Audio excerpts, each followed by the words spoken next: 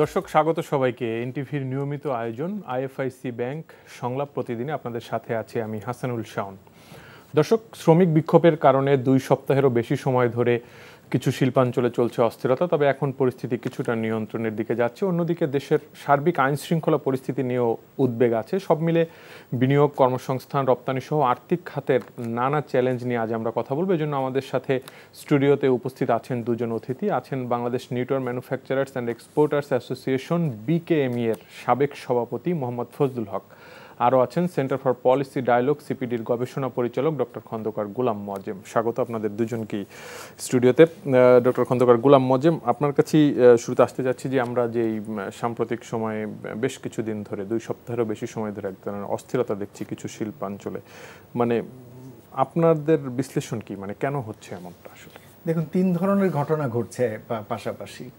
একটি হলো একেবারেই দুর্বৃত্তায়ন হচ্ছে আপনি শিল্প কারখানায় আগুন দিচ্ছেন এবং আগুন দিয়ে সেখান থেকে লুটপাট হচ্ছে, এবং একই কারখানায় একাধিকবার আগুন দেওয়া হচ্ছে, দিয়ে সেখান থেকে লুটপাট হচ্ছে।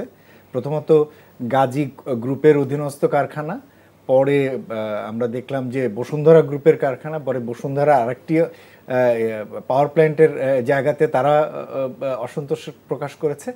এই জিনিসগুলো কোনো ধরনের এটার সঙ্গে কোনো শিল্প শ্রমিক সম্পর্কের কোনো কিছু নেই। এটা একেবারেই একটা দুর্বৃত্তায়ন, এবং এটা আইনি প্রক্রিয়ায় অপরাধ বন্ধ করা দরকার। এবং কিন্তু সেখানেও আমরা এক ধরনের দুর্বলতা দেখেছি। দ্বিতীয় একটা হলো ঝুট ব্যবসার ক্ষেত্রে আমরা এক ধরনের দেখতে পাচ্ছি, এবং সেটাও আসলে মানে যেহেতু ঝুট ব্যবসাটা স্থানীয় রাজনীতি কেন্দ্রিক লোকজনই করে, এখন যেহেতু পালাবদল হয়েছে, এখন নতুন আর এক গোষ্ঠী সেটি নিতে যাচ্ছে, এবং কোনো ক্ষেত্রে একই গোষ্ঠীর ভিতরে 2 গ্রুপের ভিতরেও দ্বন্দ্ব হচ্ছে, মানে কি ঝুট ব্যবসার নিয়ন্ত্রণ নিয়ে। তো সেটাও কিন্তু আমার কাছে মনে হয় যে এই জায়গা থেকে বেরোয় আসা দরকার। এটাকেও একটা ফর্মাল স্ট্রাকচার আনা দরকার, কারণ এটারও একটা বড় সম্ভাবনা রয়েছে ঝুট ব্যবহার করে রিসাইকেল ইন্ডাস্ট্রি গড়ে তোলার, যেটা আমরা এখানে করতে পারছি না, বরঞ্চ এই ঝুটগুলো বিদেশে রপ্তানি হয়ে যাচ্ছে আমাদের এখানে, যেখানে এটা হচ্ছে না। এটা হলো দ্বিতীয় দিক। তৃতীয় দিক যেটা কিনা বরঞ্চ একটা বড় সময় ধরে যাচ্ছে, যেটাতে আসলে শিল্প শ্রমিক সম্পর্কের একটা কারণে হচ্ছে, মূলত তৈরি পোশাক উৎপাদনকারী এলাকাতে, যদিও সেই জায়গা থেকে আমি বলবো যে নারায়ণগঞ্জ এবং চট্টগ্রামে এটা তুলনামূলকভাবে অনেক কম, এবং ঐতিহাসিকভাবে আমরা দেখেছি যে আন্দোলনগুলো তুলনামূলকভাবে বেশি হয়ে থাকে সাভার, গাজীপুর, আশুলিয়া এই অঞ্চলগুলোতেই ঐতিহাসিকভাবে আমরা এই আন্দোলনগুলো দেখতে পাই। এখানেও সেটি হচ্ছে। এখানে শ্রমিকদের যে সমস্ত দাবি দেওয়াগুলো এই সময়কালে উঠছে, তারা সেই দাবি দেওয়াগুলো আসলে আলোচনার দাবি রাখে আমাদের। এবং আমরা প্রথমবার আলোচনার পরে যখন আমরা দেখলাম যে মালিক পক্ষ শ্রমিকদের সাথে নিয়ে বসছেন, তারা অনেকগুলো যৌক্তিক দাবি তারা মেনেও নিয়েছেন, যেমন টিফিনের টাকা বাড়িয়ে দেওয়া, হাজিরা বোনাসটি বাড়িয়ে দেওয়া, এই ধরনের বিষয়গুলো কিন্তু তখন কালো তালিকাভুক্ত না করা, এই বিষয়গুলো কিন্তু তারা মেনে নিয়েছেন। কিন্তু একটা বেশ ইন্টারেস্টিং একটা দাবি যে এটা আমরা দেখতে পাচ্ছি, সেটা হচ্ছে শ্রমিকরা বলছেন বকেয়া বেতন পরিশোধ নিয়ে, এবং আমার ধারণা এটা একটা গুরুত্বপূর্ণ দাবি যেটা রয়ে গেছে। প্রশ্নটি হচ্ছে, হঠাৎ করে বকেয়া দাবি এত কারখানাতে কি করে হচ্ছে? এটার একটা বড় কারণ হচ্ছে 2023-এর ডিসেম্বরে যখন নতুন মজুরি ঠিক হলো, সেই সময় মজুর ঠিক করবার সময় গ্রেড সংখ্যা কমিয়ে দেওয়া হয়েছিল। গ্রেড 7টি ছিল, সেটিকে 5টি করা হয়েছে। এই যে সংখ্যা কমিয়ে দেওয়ার পরে নতুন করে যে গ্রেড অ্যাডজাস্টমেন্ট হওয়া, এবং শ্রমিকদের অ্যাডজাস্টমেন্ট করতে গিয়ে সম্ভবত কোনো জায়গাতে এইটি নিয়ে সমস্যা রয়েছে, এবং এই অ্যাডজাস্টমেন্টের কারণে কেউ হয়তো ডিপ্রাইভ ফিল করছেন, যে তিনি বঞ্চিত হচ্ছেন এবং তার যেটা পাওয়া সেটা পাচ্ছেন না। এই সংক্রান্ত কিছু জিনিস রয়েছে। এবং আরেকটি হয়েছে যে সাম্প্রতিক মাসগুলোতে যেহেতু রপ্তানি তুলনামূলকভাবে আমাদের প্রবৃদ্ধির স্রোত, বড় কারখানাগুলো হয়তো ভালো করছে, কিন্তু ছোট কারখানা হয়তো এই মুহূর্তে একটা চ্যালেঞ্জের মধ্যে রয়েছে, সেই কারণে তাদের পেমেন্টে বাকি পড়ছে। এবং আরেকটি হচ্ছে ব্যাংকের লেনদেনের সমস্যা হচ্ছে, এবং ব্যাংকের কারণে অনেক ব্যাংকই কিন্তু চাহিদা মোতাবেক টাকা দিতে পারছে না, এবং কেন্দ্রীয় ব্যাংকের যেহেতু একটা আপার লিমিট ছিল 2 লাখ, 3 লাখ, 4 লাখ, সর্বশেষ 5 লাখ করে, পরে ওইটা উঠিয়ে দেওয়া হয়েছে। উঠিয়ে দেওয়ার পরেও কিন্তু এখনও ব্যাংকগুলো কিন্তু চাহিদা মতো টাকা দিতে পারছে না। সুতরাং সেই কারণে শ্রমিকের বেতন মেটানোও অনেক ক্ষেত্রে কিন্তু সমস্যা তৈরি হচ্ছে। মোট কথা, এই যে বিবিধ রকমের চ্যালেঞ্জ, তার একটা প্রেক্ষাপট এই সময়কালে আমরা দেখতে পেলাম। জি ফজলুল হক, মানে আমরা অনেকগুলো পয়েন্ট শুনলাম, আসলে মানে আপনাদের আসলে অভিজ্ঞতাটা কি? আমার মনে হয় মজ্জেমা যেটা বলেছে খুবই আমার ধারণার খুবই কাছাকাছি। আমি শুধু অ্যাড করতে পারি যে মানে বেতন বকেয়া পড়ার পিছনে আরও কিছু কারণ আছে। কারণ হচ্ছে অ্যাড হচ্ছে যে ডিসেম্বরের পরে যে অনেক বেতনটা কিন্তু 57% বেড়েছে। এখন এটা মানে শ্রমিকদের দাবি পূরণ হয়েছে কিনা পূরণ হয়েছে সেই তর্ক আলাদা, কিন্তু মালিককে 57% বা অন অ্যান অ্যাভারেজ যদি এটা বলি 40% বাড়তি টাকা দিতে হয়েছে। সমস্ত সবগুলো কারখানার কিন্তু সক্ষমতাটা একই রকম না, হ্যাঁ, যদিও বেতন কাঠামোটা একই। তো ফলে অনেকেই কিন্তু মানে, এবং এর কিছুদিন আগে আপনি জানেন গ্যাসের দাম বৃদ্ধি হয়েছে 172%, বিদ্যুতের দাম তো মানে প্রতিনিয়তই বাড়তেছিল। ফলে অনেকেই এই বেতন দেওয়ার ক্ষেত্রে মানে খুব ওই নিয়মটা মেনে চলতে পারছে, একটা এরিয়ার চলেই যাচ্ছিল। সো এইটা এবং এর পরবর্তীতে আন্দোলন সময়ে রপ্তানি না হওয়া এবং ব্যাংকিং খাতের যে একটা আমি বলবো যে ঠিক অস্থিরতাও না, আবার ব্যাংকগুলিকে সুশৃঙ্খল করতে গিয়ে কিছু নিয়মকানুনের যে কঠোরতা চাপিয়ে দেওয়া হয়েছে সেটা হয়তো ব্যাংকের ওই পার্সপেক্টিভে খুবই কারেক্ট, কিন্তু আবার মানে ব্যবসায়ীদের পার্সপেক্টিভে জিনিসটা কিছু জটিলতা তৈরি করছে। এই কারণে ধরুন একটা বেতন দেওয়ার যখন সময় আসে তখন ব্যাংকগুলো আগে একটু রিল্যাক্টেন্ট থাকতো, যে ব্যাংকগুলো একটা সহায়ক থাকতো যে আমি মানে যেই টাকাটা রপ্তানি করেছি বিলটা আমার আসে নাই, কিন্তু যেহেতু বিলটা জমা হয়েছে ব্যাংক যে ঠিক আছে ভাই আপনি টাকাটা নেন, আপনি ক্লায়েন্টের সাথে সম্পর্কের ভিত্তিতে অনেক কিছু সেটেল হতো। কিন্তু এখনই মানে এই অনেকগুলো ব্যাংকের বোর্ড টুর চেঞ্জ হওয়া সব কিছু সবাই একটা তটস্থ অবস্থায় আছে। ফলে ওই কাস্টমার মানে কি বলে ব্যাংক কাস্টমার রিলেশনশিপের যে ব্যাপারটা সেটা কাগজে কলমে আছে, কিন্তু বাস্তবতাটায় ওই বিচারটা কোনো ব্যাংক কর্মকর্তা এখন ওই রিস্কটা এখন আর নিচ্ছেন না ফর দেয়ার ওন সেফটি। বা অনেক ব্যাংকেরই মানে বোর্ড চেঞ্জ হয়ে গেছে, বোর্ডের সঙ্গে তাদের আন্ডারস্ট্যান্ডিংয়ের ঘাটতি আছে। এই ক্ষেত্রেও ব্যাংকের থেকে যেটা আগে তারা এক ধরনের সাপোর্ট পেত, আপনি হয়তো বলতে পারেন আপ টু সাম এক্সটেন্ট ওইটা নিয়মের কিছু ব্যত্যয় ঘটিয়ে হলেও তারা দিত, কিন্তু সেইটা কিন্তু গত 2-3 মাস যাবৎ বন্ধ আছে। ফলে শ্রমিকদের বেতন দেওয়ার ক্ষেত্রেও একটা জিনিস মানে একটা অনিয়ম বা একটা বিলম্ব হচ্ছে। কিন্তু মোদ্দা কথা হচ্ছে যে কারণ যেটাই হোক এই ভাঙচুর, অগ্নিসংযোগ এইটা কিন্তু কোনোভাবেই কাম্য না। এবং আমরা কিন্তু ধরেন এমনিতেই এই যে 5 দিনের ইন্টারনেট বন্ধ, এটা কিন্তু আমাদের ঐতিহাসিকভাবে একটা এই ধাক্কা সামলাতে আমাদের অনেক দিন সময় লাগবে।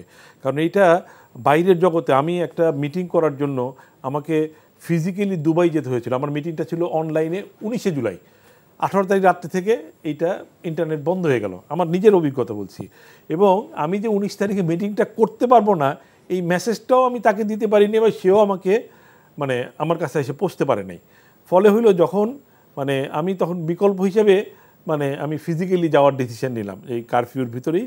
তো 24 তারিখে ইন্টারনেট খুলে দিল বোধহয় আংশিক, তো তখন আমি বললাম যে আমি আসতেছি ফিজিক্যালি মিটিং করার জন্য।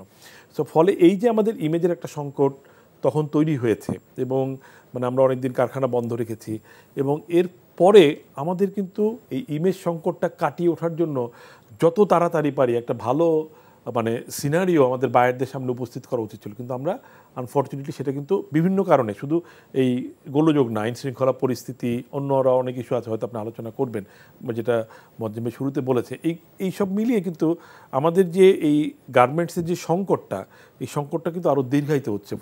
ফলে যেটা হবে রেজাল্ট যেটা, যে আমরা স্বাভাবিক অবস্থায় যত তাড়াতাড়ি ফিরবো আশা করছিলাম এই রাজনৈতিক পট পরিবর্তনের পরে, এটা কিন্তু বিলম্বিত হচ্ছে। জি, ইমেজ সংকটের কথা বলছিলেন যে এখনো উদ্যোক্তারা স্ট্রাগল করছেন, মানে এই ক্ষেত্রে আসলে করণীয় কি? আমাদের বাংলাদেশ সম্পর্কে বহির্বিশ্বে বা আমাদের যারা বায়াররা, তাদের একটা ইমেজ রয়েছে। ইমেজটা হলো যে রাজনৈতিক ওঠানামা হলে কিছুদিন অস্থিরতা থাকে, এটা জানেন তারা। তবে তারা এটা ধরে রাখেন হলো নির্বাচনের আগে থেকে নির্বাচনের কিছুদিন পরে, এটা সবচেয়ে বেশি তাদের একটু টেন্সড থাকে বাংলাদেশে। কেননা বাংলাদেশে তো তারা প্রায় 40-50 বছর ধরে কাজ করছে, বা আরও পরে থেকেও অনেকে কাজ করছে, সুতরাং এটা জানেন তারা। কিন্তু সাম্প্রতিক যে পরিবর্তনটি হয়েছে, এটার সাথেও কেউ কেউ হয়তো আগেও অভিজ্ঞ ছিলেন, কিন্তু যেটা ধারণা করা হয় যে এই পরিবর্তনের পরপরই স্বাভাবিক অবস্থায় ফিরে আসার ক্ষেত্রে সময়কালটা বেশি লেগে যাচ্ছে। এটাই আসলে তাদের ভিতরে এক ধরনের অস্থিরতা তৈরি করছে, অনাস্থা তৈরি করতেও পারে। মানে এই যে ফিরে আসাটা, এটা হলো একটা দিক। সেটা হলো একেবারে আইনশৃঙ্খলা জনিত। এই যেগুলো আলোচনা করছে, এগুলো অনেকগুলো আসলে আইনশৃঙ্খলা জনিত প্রেক্ষাপটে এবং মালিক শ্রমিক সম্পর্কের প্রেক্ষাপটে দেখা দরকার। এটা হলো একটা দিক, এই জায়গাটা সময় বেশি লেগে যাচ্ছে। আর একটা দিক হলো কিন্তু কিছুটা দীর্ঘমেয়াদী। এই সরকারের পুরো রাজনৈতিক এই ল্যান্ডস্কেপটা বা এই পরিবর্তিত প্রেক্ষাপটে এই সরকারের অথরিটি বা ভিত্তি বা এটার অ্যাকসেপ্টেবিলিটি এটা কতটুকু দেশের ভিতরে প্রতিষ্ঠিত হয়েছে, এই জায়গাটা নিয়েও হয়তো কিছুটা এখনও পুরোপুরি পরিষ্কার একটা যে স্থিতিশীল ধারণা বা একটা স্থিতিশীল রাজনৈতিক পরিবেশে যে উত্তরণ এই নতুন সরকার করে উঠতে পারবেন বা পেরেছেন, এই জায়গাটাও এখনও একেবারে ফার্ম একটা পজিশন এখনও হয়তো তারা পৌঁছতে পারেনি। এটা আবার এক ধরনের এটার যেটা হয় এ ধরনের আনসার্টেনিটিতে যেটা হয় যে একটু মধ্যমেয়াদে তারা যেটা করেন যে আচ্ছা তাহলে আমরা একটু ওয়েট অ্যান্ড সিতে যাই, অ্যান্ড ওয়েট অ্যান্ড সির ফলে যেটা হয় যে স্বাভাবিক সময় যে ধরনের অর্ডার তারা দেন, অর্ডার তারা তুলনামূলকভাবে তখন কিছুটা কমিয়ে দেন, এবং যেগুলো কেন এসেনশিয়াল খুব টাইম বাউন্ড অর্ডার যে একেবারেই দেরি হলে হয়তো 15 দিনের জন্যই মার্কেটটা হয়তো 1 মাসে সেই ধরনের অর্ডারগুলো তখন তারা রিলোকেট করেন, আচ্ছা এখানে না দিয়ে অন্য, আর যেগুলো কেন কনসিস্টেন্ট আচ্ছা ঠিক আছে যেটা টাইম সেন্সিটিভ না ওগুলো দিয়ে দাও, ঠিক আছে এগুলো করতে থাকো, এটা তো সমস্যা নেই, এটা কিছুদিন পরে আসলেও করা যাবে। কিন্তু সেন্সিটিভ অর্ডারগুলো তখন আসলে এদিক ওদিক শিফট করে, যেটা এই সময়কালেও হয়তো কিছু হয়েছে বলে আমাদের অনুমান।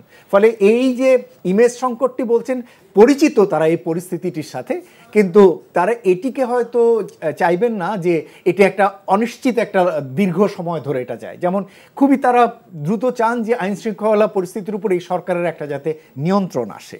এখন সেটির জন্য যে পদক্ষেপ নেওয়া হলো গতকালকেই যে সেনাবাহিনীকে একটা ম্যাজিস্ট্রেসি পাওয়ার দেওয়া হলো, যেহেতু পুলিশ এক ধরনের সংকটে রয়েছে বা এখানে সিভিল প্রশাসনও পুরোপুরি সক্রিয় হয়ে ওঠেনি, এটার হয়তো একটা ইতিবাচক দিক মনে হতে পারে যে ঠিক আছে আর্মির ম্যাজিস্ট্রেসি পাওয়ার দিলে দ্রুত হয়তো আইনশৃঙ্খলা পরিস্থিতিতে ফিরে যেতে পারবে, কিন্তু এটা আবার অন্য দুটো পক্ষ যে পুলিশ এবং ম্যাজিস্ট্রেটকে আবার পুরো প্রক্রিয়া থেকে আবার দূরে সরিয়ে দেবে কিনা, অর্থাৎ তারা আরও বেশি অ্যালিনিয়েটেড ফিল করবেন কিনা যে আচ্ছা আমাদেরই তো অথরিটি ছিল এগুলো করার, এখন আবার ওরা করছে তাহলে আমাদের দরকার কি, এই কারণে আবার এক ধরনের ডিস্টেন্স তৈরি হবে কিনা। সম্ভবত এই কারণে আজকে একটা নতুন অর্ডার আসছে যে হ্যাঁ তারাও অ্যাকাউন্টেবল হবেন, ডিসির কাছে তারা রিপোর্ট করবেন, এরকম একটা নতুন সিদ্ধান্ত আসছে। কিন্তু আমার কাছে যেটা মনে হয় যে কোনোভাবেই হোক পুলিশ প্রশাসনকে সক্রিয় করাটা খুবই জরুরি, খুবই যত দ্রুত সম্ভব পুলিশ প্রশাসন সক্রিয় করাটা এটা জরুরি। এটা হলো একটা দিক। আর একটা দিক হলো যে এই যে সামষ্টিক রাজনৈতিক স্থিতিশীলতা নিয়ে আসবার ক্ষেত্রে এই সরকারের দ্রুত কিছু উদ্যোগ নেওয়া যায় কি না, অথবা বাংলাদেশে যে এক ধরনের স্থিতিশীল পরিস্থিতির দিকে উত্তরণ ঘটছে এটা একটু ব্র্যান্ড বায়ারদেরকে নিয়ে এসে এখানে দেখানো যায় কিনা, কৃত্রিমভাবে না। যেমন তারা প্রতি বছর আমরা জানি আগে এক্সপো হতো, এখন যে এক্সপোটা হয়তো নিয়মিত হয় না বা অন্য ফরম্যাটে হয়, আগামী নভেম্বর ডিসেম্বরকে টার্গেট করে অ্যাসোসিয়েশনগুলো যদি এখানে কোনো এক্সপো করতে পারেন, যেখানে কিনা ব্র্যান্ড বায়ারদের প্রতিনিধিদেরকে এখানে যদি আনেন, তাহলে তারা নিজেদের চোখে আসলেন, দেখলেন, অ্যাডভাইজারদের সাথে কথা বললেন, ফিল্ডে গেলেন, এটা একটা হতে পারে। পাশাপাশি আমাদের অ্যাডভাইজাররা যারা রয়েছে পররাষ্ট্র বাণিজ্যের যারা রয়েছে তারা ওই সমস্ত দেশগুলোতেও তারা চিঠি লিখতে পারেন, যে তাদেরকে আমন্ত্রণ জানাতে পারেন, তাদেরকে ব্যবসার ব্যাপারে তাদেরকে অবগতও করতে পারেন, যেটা অন্যান্য সময়কালেও আমরা দেখেছি, কোভিডের সময়কালেও নিয়মিত চিঠি এগুলো লেখা হয়েছে। বলে মোট কথা আমি বলবো যে আর একটু প্রোঅ্যাক্টিভলি নতুন কিছু ইনোভেটিভ উদ্যোগেরও চিন্তা করা দরকার, এবং শুধু সরকারের উপরে নির্ভরশীল না থেকে আমার মনে হয় অ্যাসোসিয়েশনগুলো তাদের মতো করেও কিভাবে এই পরিস্থিতিটি থেকে একটা গুড ইমেজে আমাদের দেশকে নিয়ে যাওয়া যায় এই দায়িত্বটা তারাও যাতে নেন, এটা দরকার আছে। জি ফজল হক, মানে আপনাদের অ্যাসোসিয়েশনগুলো আসলে কর্মকাণ্ড কতটা অ্যাক্টিভ, আসলে বায়ার্স ফোরাম আছে আমরা জানি, তাদের সাথে নিয়মিত বসা বা এই ইমেজ সংকটের এই সময়ে, বা ডক্টর খন্দকার গোলাম মাজেম বলছিলেন যে এক ধরনের হেজিটেশনে আছে বায়াররা, এক ধরনের হেজিটেশনে বায়াররা অবশ্যই থাকবে। মানে আরেকটা হলো কি, পরিস্থিতি আপনি ঘরের ভিতরে পরিস্থিতি যত ভালো দেখেন, হ্যাঁ বাইরে কিন্তু লোকজন তার চেয়ে খারাপ দেখে। হ্যাঁ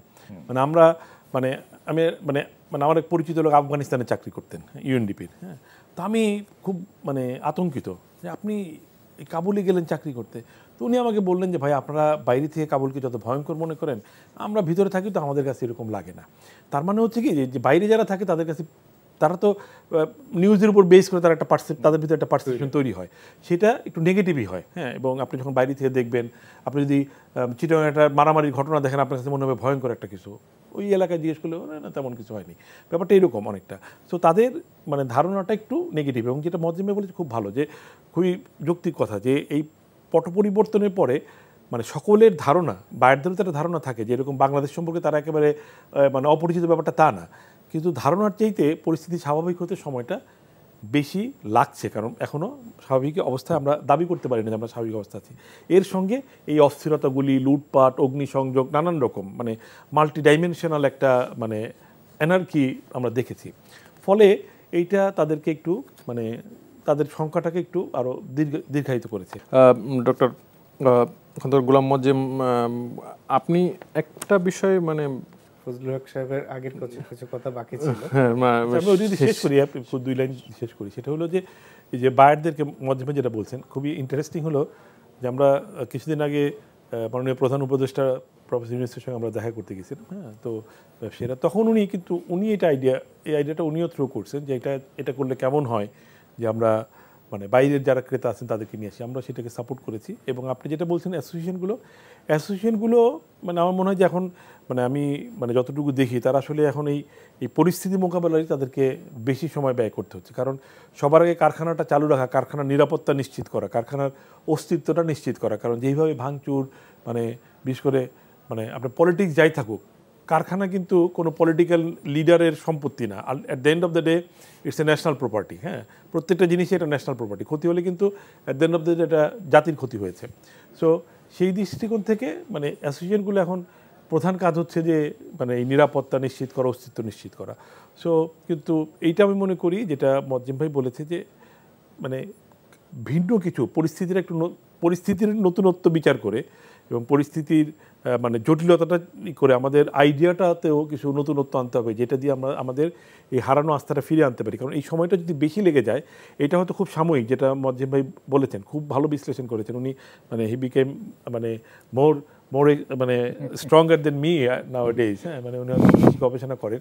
তো ব্যাপারটা হচ্ছে যে এই যে অর্ডার কিছু শিফট হচ্ছে বা হবেই, এটা মানে অবভিয়াস। এমনিতে মানে অর্ডারের সিনারিওটা কি আসলে খুব ভালো না, কিন্তু এইটা আমি মনে করি সাময়িক, যদি আপনি পরিস্থিতি তাড়াতাড়ি স্বাভাবিক করতে পারেন। কিন্তু ধরুন আমরা একটা সিজন যেটা হচ্ছে সামার মানে 25 নেক্সট আগামী বছরের সামারের আমরা অর্ডার কিছু হারাচ্ছি, কিন্তু যদি আগামী 3 মাস 4 মাস পরে যখন উইন্টার 25-এর অর্ডার দেওয়া শুরু করবে, তখনও যদি আমরা পরিস্থিতিটা মানে একেবারে ভালো আস্থাপূর্ণ জায়গায় আনতে না পারি, তাহলে ওই সিজনেরও যদি অর্ডার আমরা হারাই, তাহলে কিন্তু এটা পার্মানেন্ট হয়ে যাওয়ার সম্ভাবনা আছে। সো আশঙ্কার জায়গাটা আপাতত সাময়িক, কিন্তু এটা যাতে পার্মানেন্ট না হয়ে যায় সেইটার জন্য আমাদের খুব অ্যাক্টিভলি সিরিয়াসলি কাজ করা দরকার। শুধু বায়ারদের আনলে হবে না, বায়ারদের আনার আগে তো আমাকে পরিস্থিতিটা এখানে ঠিক করতে হবে। বায়ারদেরকে এনে যদি আমি আনার পরে যদি পরিস্থিতি এরকম খারাপ হয়ে থাকে, সেটা তো হিতে বিপরীত হবে। সো এইটা শুধুমাত্র একটা জায়গায় না, এটা সবাইকে মিলে একসঙ্গে কাজ করতে পারে। শুধু একলা অ্যাসোসিয়েশনের কাজ না, একলা গভর্নমেন্টের কাজ না।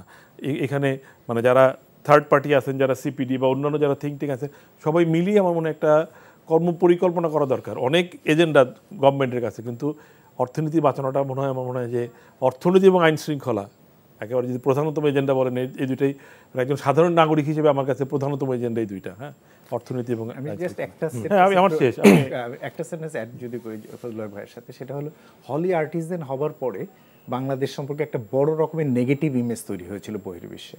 সেই সময় আমি আসলে এই একই সাজেশনটা দিয়েছিলাম, যে সেটা হলো যে আমাদের ইমেজ ক্রাইসিস থেকে উত্তরণের ক্ষেত্রে এই জায়গাতে আন্তর্জাতিক কিছু প্রোগ্রাম করা, সম্মেলন করা এবং তাদেরকে দেখানো, আন্তর্জাতিক নেতৃবৃন্দদেরকে দেখানো যে না, দেশটা হয়ে যায়নি, একেবারে ধর্মান্ধ কিছুতে পরিণত হয়নি বা এরকম না পরিস্থিতির চিত্র। পরবর্তীকালে আমরা দেখেছি খুব অল্প সময়ের ভিতরে 6 থেকে 1 বছরের ভিতরে অনেকগুলো আন্তর্জাতিক অনুষ্ঠান এখানে হয়েছে সরকারের থেকে, বিভিন্ন রকমের প্রোগ্রাম, নামগুলো খেয়াল নেই, অনেকগুলো করেছে এবং এর ফলে আসলে ইতিবাচক একটা উত্তরণ ঘটেছে অন্তত দেশের সামগ্রিক পরিস্থিতি সম্পর্কে। সুতরাং আমার মনে হয় যে হ্যাঁ, এটা ঠিক যে আমাদের এখনকার পরিস্থিতিতে তাড়াতাড়ি ফিরিয়ে আনা দরকার, শান্তি শৃঙ্খলা স্থিতিশীলতা ফিরিয়ে আনা দরকার, কিন্তু একই সাথে এই নতুন রাজনৈতিক প্রেক্ষাপট সম্পর্কেও একটা ইতিবাচক ধারণা, এটা বহির্বিশ্বে আরও সম্প্রচারের দরকার আছে। মানে সেক্ষেত্রে মানে আমরা সঠিক পথে হাঁটছি কিনা, মানে সে ধরনের উদ্যোগের দিকে যাচ্ছি কিনা, এই পরিস্থিতি নিয়ন্ত্রণে আনা বা আস্থা ফেরানোর, মানে এখন পর্যন্ত কি দেখছেন আসলে সে ধরনের উদ্যোগগুলো নেওয়া হচ্ছে কিনা? আসলে দেখুন, মানে সরকারের কার্যক্রমের ভিতরে দেখালে সরকার আসলে অনেক রকমের প্রায়োরিটি। সরকার একদিকে রাজনীতির ক্ষেত্রটি ঠিক করতে চাচ্ছেন, নির্বাচন কেন্দ্রিক ক্ষেত্র ঠিক করতে চাচ্ছেন, সুশাসন, দুর্নীতি সুশাসনের ক্ষেত্রগুলো ঠিক করতে চাচ্ছেন, পিছিয়ে আগের গভর্নমেন্টের অনিয়ম দুর্নীতি যেগুলো হয়েছে সেগুলো ঠিক করতে যাচ্ছে। আবার এর ভিতরে নতুন করে এসছে সিভিল প্রশাসন, বন্য প্রশাসন, তাদের যে বঞ্চনা, সেগুলো ফলে অনেকগুলো ফ্রন্ট একসাথে কাটছে। এবং এর সঙ্গে দুর্ভাগ্যের সাথে যেটা বন্যার মতো একটা বড় ঘটনা এই সময়কালে হয়েছে, সুতরাং অনেকগুলো ফ্রন্ট এর ভিতরে ঢুকে গেছে। এখন এর ভিতরে আমি যদি কারখানার পরিস্থিতি, এর ভিতরে জ্বালানি খাতের একটা বড় সংকট রয়েছে, যেটার ভুক্তভোগী ওনারা, সবচেয়ে বড় ভুক্তভোগী ওনারা। এই জ্বালানি, একটা হচ্ছে বেশি জ্বালানি দিলেও রাজি ছিল যদি জ্বালানিটা সেটা তো বলা হয়েছিল আমাদেরকে বলা হয়েছিল, সেইটাই বলা হয়েছিল যাচ্ছে ঠিক আছে আপনাদের বাড়ানো হচ্ছে 80% হারে, কিন্তু আপনারা পাবেন। কিন্তু সেই অনুযায়ী সে সময় আমি বলেছিলাম যে না, আপনারা রাজি হয়েন না, এটা আপনারা পাবেন না, কিন্তু তাও ওনারা কথায় বিশ্বাস করে গিয়েছিলেন। কিন্তু বলতে চাচ্ছি এটা যে এতগুলো ফ্রন্টের ভিতরে এটা অনেকগুলো ফ্রন্টের একটা এখন হয়ে দাঁড়িয়েছে। তাতে করে যেটা যে শুধু যদি ওনারা সরকারের উপরে নির্ভরশীল থেকে যদি সমাধান চান, আমার মনে হয় সেটা ঠিক হবে না। যদি একান্তই চান যে হ্যাঁ সরকার অন্যগুলোকে প্রায়োরিটি থেকে বেরোতে পারবে না, ওইগুলোও তার গুরুত্বপূর্ণ, সুতরাং চাইলে উচিত হবে অ্যাসোসিয়েশনগুলো, শ্রমিক নেতৃবৃন্দ যারা রয়েছেন তারা ব্র্যান্ড বায়ারদেরকে সাথে নিয়ে এই জায়গাটায় একটা সমাধানের চেষ্টা করা। আর একটা আমি বলবো যে অন্তত শ্রমিকদের চাহিদা যেগুলো কিনা যৌক্তিক চাহিদা, এটাকে যেন ওনারা এড়িয়ে না যান এবং এটাকে অস্বীকার কেউ করছেন না। কিন্তু আমি আবার এটাও দেখছি যে ওনারা অস্বীকার করছেন না, মেনেও নিচ্ছেন যে হ্যাঁ এগুলোর মধ্যে যৌক্তিকতা রয়েছে। তাহলে এই জায়গাগুলো, যৌক্তিক দাবিগুলো একটা খুবই দুর্ভাগ্যজনক, ওনারা যৌক্তিক দাবিগুলো মানছেন, কেউ আবার সেটা সমাধান করছেন, কিন্তু যৌথ একটা ঘোষণা দিয়ে সেটা আবার জানাচ্ছেন না। ফলে কিন্তু শ্রমিকদের ভিতরে, উদ্যোক্তাদের ভিতরে একটা কনফিউশন তৈরি হচ্ছে। আচ্ছা আমি কি মানবো, আচ্ছা না মানলেই যদি চলে তাহলে না মানবো না, একটু অপেক্ষা করি। এতে আবার দেখা যাচ্ছে শ্রমিকরা পাশের কারখানায় জানতে পারছে ওখানে মানছে, আমার কারখানায় মানছে না, অমনি তারাও আবার রেগে যাচ্ছে। ফলে আমার কথা হচ্ছে যে মানে বারবার বৈঠক করছেন ওনারা, কিন্তু একটা যৌথ সিদ্ধান্তের মাধ্যমে ঐক্যবদ্ধভাবে যে জিনিসগুলো ওনারা করবেন সেই জিনিসগুলো কেন ওনারা যৌথভাবে জানাচ্ছেন না, না জানিয়ে কেন বারবার পাশ কাটিয়ে যাওয়া হচ্ছে। আমি বলবো যে জিনিসগুলো ওনারা মানতে পারছেন, শ্রমিকদের চাহিদার সাথে যৌক্তিক দাবিগুলো, সেগুলো ওনারা মানার ক্ষেত্রে প্রয়োজন বোধে সময়ও নিতে পারেন।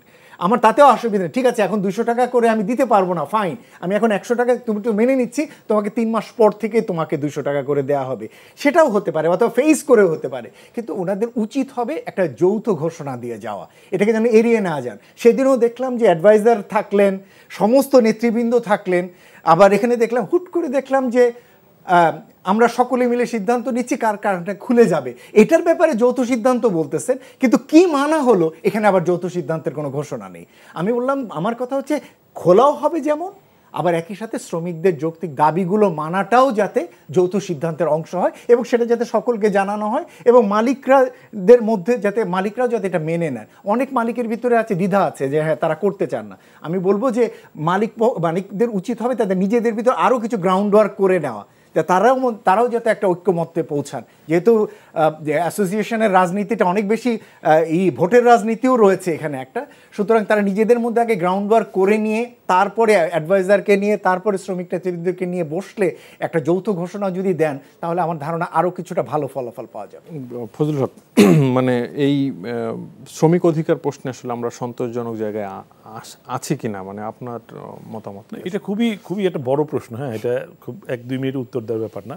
শ্রমিক অধিকারের বেসিক জায়গাগুলিতে আমরা সবসময় এটা একটা কন্টিনিউয়াস প্রসেস, হ্যাঁ, দাবি দেওয়া। আর একটা হলো কি যৌথ ঘোষণার যে ব্যাপারটা মজ্জিমে বলছে, আমি এটা একটু ক্লিয়ার করি। আমি যদি ওইটার সঙ্গে খুব ওতপ্রোতভাবে জড়িত না, কিন্তু কিছু বেসিক জিনিসগুলি যদি আপনি জেনারেলাইজ করেন, কিন্তু আবার কিছু ছোট ছোট জিনিস, ধরেন একটা টিফিন ভাতা, হ্যাঁ, এইটা আসলে জেনারেলাইজ করার কিছু বাস্তবিক সমস্যা আছে। প্রত্যেকের ক্যাপাসিটি একরকম না। হ্যাঁ, ধরেন আপনার এইখানে এনটিভিতে যেই নাস্তা হয়তো বিকালবেলার একটা নাস্তা দেওয়া হয়, আরটিভির নাস্তাটা হয়তো ভিন্ন হতেই পারে। এইখানে একটা ফ্যাক্টরি টু ফ্যাক্টরি ক্যাপাসিটির কিছু ব্যাপার আছে। হ্যাঁ, এখানে কি এরকম করা যায় যে ঠিক আছে প্রত্যেকে যা দেওয়া হয় তার থেকে আর 5% বাড়ানো হবে, সেটা একটা হইতে পারে। সেটা একটা আমার তো আর দরকার নেই যে আরটিভির সমান আমাকে কলার সাথে বনের সাথে, সেটা আপনার সঙ্গে নেই, সেটা দরকার। এটা কিন্তু ধরেন কিছু সুযোগ সুবিধা শ্রমিকের তো ওই চয়েসটা আছে যে আপনার সবচেয়ে সিদ্ধান্তটা এরকমই হয়েছে। আমি জানি না ঠিক, আমি আগেই বলছি যে আমি আসলে ওটার সঙ্গে খুব ওতপ্রোতভাবে জড়িত না, বাট কিছু জায়গায় হয়তো কমন ঘোষণা দেওয়ার কিছু মানে অসুবিধাও আছে। আমি শুধু এইটাই বললাম, আমি অত ডিটেলে যাচ্ছি না। আমি এটা যেটা বললাম এটা একটা উদাহরণ দিয়ে বললাম। আর যেটা বললাম শ্রমিক অধিকারের যে জায়গাটা, সেটা কিন্তু আমরা মানে প্রতিনিয়তই চেষ্টা করি। এবং এইটা হলো যে এটা সারা পৃথিবীতেই, যে শ্রমিকরা মনে করে তারা মানে একটু বঞ্চিত, মালিকরা মনে করে তারা বেশি দিচ্ছেন। এটা বাংলাদেশে না, বাংলাদেশে হয়তো মানে এটা সব জায়গাতেই। হ্যাঁ, আমি জাপানে দেখেছি টয়োটার কর্মীরা ধর্মঘট করছে। আমি মানে আইএলওর কনফারেন্সে গেলাম, দেখুন বিশাল মানে জনসমাবেশ, কি টয়োটা কোম্পানির লোকেরা ধর্মঘট করে ওইখানে আইএলওর কনভেনশন উপলক্ষে তারা ওইখানে বিভিন্ন রকম প্ল্যাকার্ড নিয়ে দাঁড়িয়েছে। তো জাপানে এবং টয়োটার মতো কোম্পানির শ্রমিকরাও যদি অসন্তুষ্ট হয় তাহলে তো সেই তুলনায় আমরা কিছুই না। হ্যাঁ, তো আমি জাস্ট এটা উদাহরণ বললাম যে এইটা সারা পৃথিবীতে আছি, আমরা চেষ্টা করছি কতটুকু কাছে আসা যায়। এবং আপনি দেখেন যে 10 বছর আগে এই শ্রমিক মালিক সম্পর্ক বা শ্রমিকের অধিকার নিয়ে যত আলোচনা হতো, তার থেকে কিন্তু অনেক উত্তরণ ঘটেছে। কারখানার স্ট্যান্ডার্ড বেড়েছে, শ্রমিকদের সেফটি সিকিউরিটি, ওটা তার একটা বড় অধিকার। তার মানে জীবনের নিরাপত্তা, তার কর্মপরিবেশের নিরাপত্তা, ওইটা কিন্তু আমি মনে করি ভালো বেতন পাওয়ার চাইতেও অনেক বেশি ইম্পর্টেন্ট ওইটা। সেই জায়গাগুলো কিন্তু বাংলাদেশ এখন মানে one of the best in the world. বা সেক্ষেত্রে মানে আমি যদি আপনার কাছে জানতে চাই, মানে এই জায়গাটা আপনার মতামত কি, মানে কোন জায়গাটায় এখনো কিছুটা দুর্বলতার মধ্যে? দুর্বলতা জায়গাটা যেটা আছে সেটা হলো একটা আস্থার একটা ঘাটতি আছে। এটা আমি অনেক দিন যাবৎ, ধরুন আমি এমপ্লয়ার্স ফেডারেশনের প্রেসিডেন্ট ছিলাম, তখন আমার আইএলওর সঙ্গে অনেক ঘনিষ্ঠভাবে কাজ করার সুযোগ হয়েছে 2 বছর। তো আমার কাছে যেটা মনে হয় সেটা হচ্ছে যে এই যে গার্মেন্টসের যে মালিক নেতৃত্ব এবং শ্রমিকের যে নেতৃত্ব আছে, এইখানে একটা পারস্পরিক আস্থার জায়গার অভাব আছে। এই আস্থার জায়গাটা যতক্ষণ পর্যন্ত আমরা না কমাতে পারবো ততক্ষণ পর্যন্ত পরিবেশটা একেবারে স্মুথ হবে না। আস্থার জায়গার একটা অভাব আছে এবং বাংলাদেশে ওইটা হয়তো সব জায়গায় আছে, কিন্তু আমার মনে হয় যে বাংলাদেশে এই যার কারণ শ্রমিকরা তো আসলে প্রতিনিধিত্ব করছে না, শ্রমিকদের নেতৃত্বরা প্রতিনিধিত্ব করছে। হ্যাঁ, সো এই জায়গাটাতে একটা আস্থার জায়গার ঘাটতি আছে, সেটা আরেকটা বড় আলোচনা। কিন্তু আমাকে যদি এক বাক্যে বলেন এই জায়গাটার উন্নয়ন ঘটাতে হবে, সেটা উন্নতি হয়েছে এবং এটা বলছি এটা কন্টিনিউয়াস প্রসেস। আপনি সাংবাদিক হিসেবে অবজার্ভ করেছেন যে আমাদের গার্মেন্টস নিয়ে আগের তুলনায় ন্যাশনালি ইন্টারন্যাশনালি অভিযোগ মানে আমাদের দিকে আঙুল তোলা এটা একটু কমে গেছে বিভিন্ন কারণেই।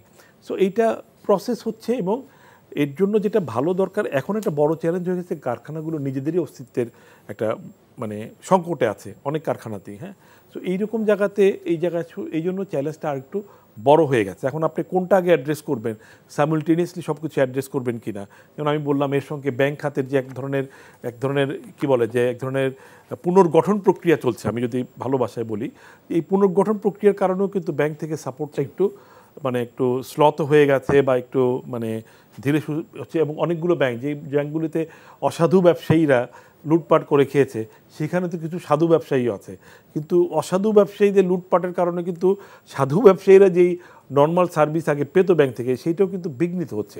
এটা বাস্তবতা। এটা যদি আপনি থিওরিটিক্যালি বলেন আমার অর্ডার দেওয়া আছে, কিন্তু বাস্তবে ওইটা আগেই বলছি, ব্যাংকের যারা কর্মকর্তা তাদের ভিতরেও তাদের চাকরি নিয়ে এক ধরনের অনিশ্চয়তা তৈরি হয়েছে। এগুলি কিন্তু খুবই প্র্যাকটিক্যাল কথা বলছি আমি। সো ফলে এইটা যেমন গভর্নমেন্টেরও অনেক ফ্রন্ট গভর্নমেন্ট ওপেন হয়েছে, আমাদের এইখানেও অনেকগুলো ফ্রন্ট একসঙ্গে পরিস্থিতির কারণে ওপেন হয়েছে। সো এটাকে খুব কেয়ারফুলি এবং খুব মাইনিউটলি হ্যান্ডেল করতে হবে।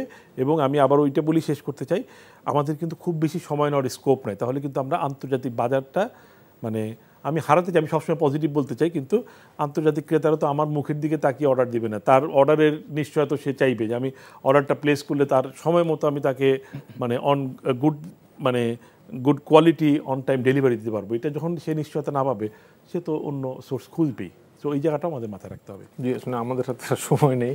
আপনাদের দুজনকেই ধন্যবাদ স্টুডিওতে এসে গুরুত্বপূর্ণ আলোচনায় অংশ নেওয়ার জন্য। দর্শক, আইএফআইসি ব্যাংক সংলাপ প্রতিদিন আজ এখানেই শেষ করছি। আমাদের অনুষ্ঠানটি পুনরায় দেখতে ভিজিট করুন এনটিভির অনলাইন www.ntvbd.com-এ। সবাই ভালো থাকবেন, সুস্থ থাকবেন। ধন্যবাদ সবাইকে।